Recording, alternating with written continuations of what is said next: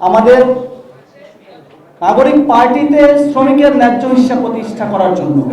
মানে আমরা দেখতে পাই যে একটা পার্টির মধ্যে যখন শ্রমিকরা তার ন্যায্য হিস্সা পায়, সেই পার্টিটাই এক ক্রমান্বয়ে একটা পর্যায়ে গিয়ে তারা সরকার হয়। এই সরকার কিন্তু রাষ্ট্র পরিচালনা করে, তার মানে একটা পার্টি ক্রমান্বয়ে রাষ্ট্র হয়ে ওঠে।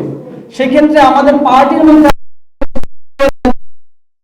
অধিকার প্রতিষ্ঠা করতে পারবো বাংলাদেশের, আগামীর বাংলাদেশে আমাদের জনগণ, শ্রমজীবী জনগণের ঐক্যবদ্ধ সংগ্রামের মধ্য দিয়ে আমরা যে নতুন বাংলাদেশ প্রতিষ্ঠা করতে যাচ্ছি, সেইখানে শ্রমিকের ন্যায্য হিস্সা পাওয়া যাবে।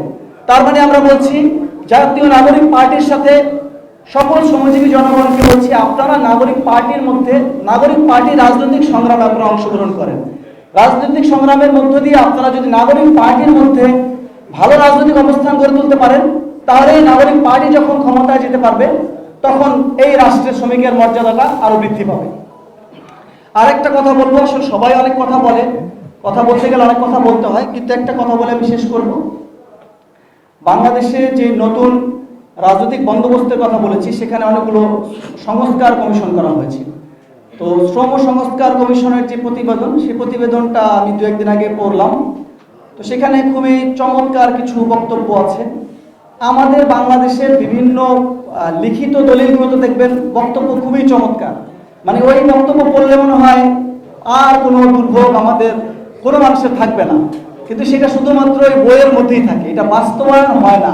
বাস্তবায়ন না হওয়ার কারণটা হচ্ছে, আমরা দেখতে পাচ্ছি আইনের মধ্য দিয়ে অনেক সময় অনেক ব্যবস্থার পরিবর্তন করা যায় না। যেমন আমাদের বিগত শেখ হাসিনার আমলে তারা কিন্তু আইনের মধ্য দিয়েই বিভিন্নভাবে সরকারে ছিল, তারা তাদের সংবিধান অনুসারে কাজ করে গেছে, কিন্তু আমরা দেখলাম সেই সংবিধান, সেই আইন কোনোভাবে জনগণের পক্ষে ছিল না।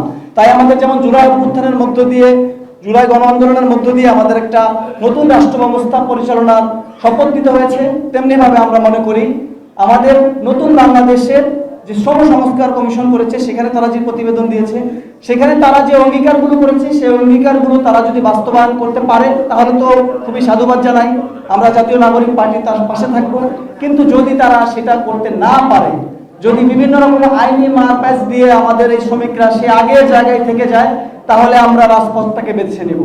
রাজপথই মূলত আসলে আইন তৈরি করে, রাজপথই আসলে ভিত্তি তৈরি করে। সে আগামী রাজপথের সংগ্রামে শ্রমজীবী জনগণকে একসাথে থাকার জন্য আহ্বান করে আমি আর বক্তব্য শেষ করছি। ইনকিলাব জিন্দাবাদ।